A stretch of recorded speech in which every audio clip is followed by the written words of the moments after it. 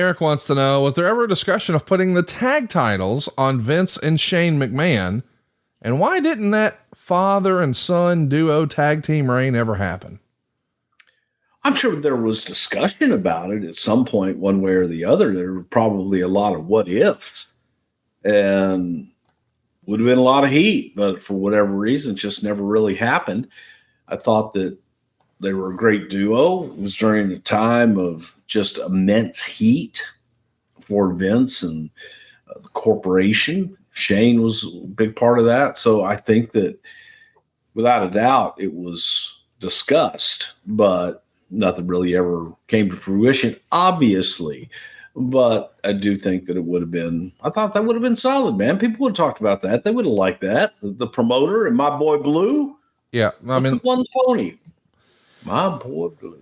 Hey, let me ask, we last saw Shane, and I know we don't talk about current stuff, but, boy, he went down, at WrestleMania, I believe it was. And I think we all know at this point, yeah, Vince's in-ring days probably behind him. Do you think we'll see Shane again in the ring someday? You never say never, man. You never say never. The recuperative powers of those genes is a little scary. But yeah, you never say never. I mean, that's coming from somebody who said never. Yeah, that's true. She forgot that. So, I mean, I said never. As a matter of fact, I said never, ever, ever. Impossible. Will not happen. And yeah. It's crazy to think. It's crazy to think at this point in our something to wrestle existence, you've been back with WWE longer than you weren't with WWE at this point. Isn't that crazy to think about? A little bit. Yeah, that's kind of crazy. Have I ever told this? You just let it go right on by. Have I ever told the My Boy Blue story? I think so. I'm sure our listeners have heard it. Yeah, I think so. Okay. Well, then, fine. I won't tell again. Hey, let me ask, when we mentioned Shane McMahon and that injury, he was in the ring with Snoop Dogg calling an audible, really fun guy, loves WWE. Did you see his recent viral marketing campaign that just took the internet by storm? He's going to quit smoking weed? Well, he didn't say quit smoking weed. He says, I'm giving up smoke. Or I'm going to quit smoke or whatever the idea is. And it wound up getting just huge traction. And then a few days later, the big reveal, it's for a gimmick solo stove. I just thought it was brilliant marketing. Everywhere I looked, there were tens of millions of impressions. I mean, is that one of the better marketing campaigns that you remember? I think it is. The guy's a genius. Yeah. The guy's an absolute genius. People look at him and go, oh, for shizzle, gin and juice. And think of Snoop Dogg. It's just a gimmick, man. Snoop Dogg is probably one of the greatest businessmen I've ever had the pleasure of doing business with. And besides that, a great human being, a really nice guy. You hear things, people have passed. We change in our old age, man. And the opportunity to work with Snoop and get to know him a little bit, just be around him and find out what kind of a guy he really is, which is a top-notch professional, and just a great, great person. But I love Snoop Dogg, man. I work with Snoop Dogg every day of the week and twice on Sunday. Hypothetically, in all the years that you've known Snoop, because it's probably like 20 years or more at this point, but hypothetically, never. Now, hang on. How do you check Willie off the box or off the list? I know, right? Snoop? Yeah.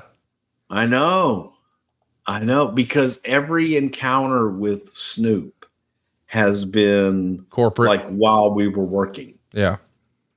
So I have never had, I probably might've gotten a contact high being around him and trying to talk to him.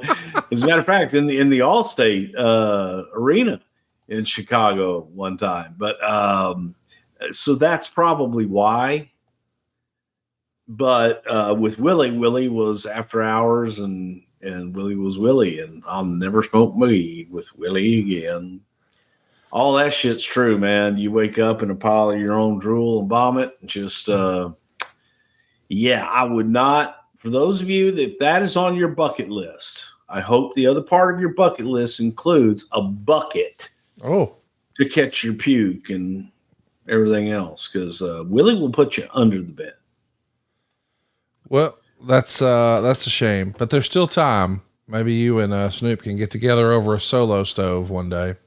I hope so. Hey, Dan Potts has a great question for us. This season is almost upon us. There's been lots of buzz about WrestleManias abroad, but here's a more specific question. Abroad?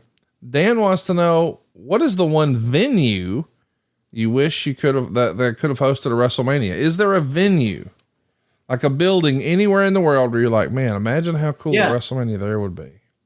There's an outdoor arena that is a smaller version of the Roman Coliseum. Yeah.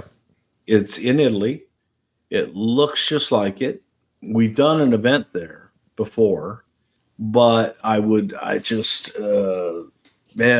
that Roman Coliseum, that feel, the history, think about this, man. For those who have ever been to Italy or been to, in Europe, but especially the Roman Empire and seeing what they built, thousands and thousands of years, these buildings have withstood weather and it's just every single thing they possibly can. And they're still standing and in decent condition. Whereas we build something now and it lasts maybe 2 years. Well, got teared down. It's not structurally sound. We need us some of them Roman gladiators to come build us some stuff. That's the gladiators.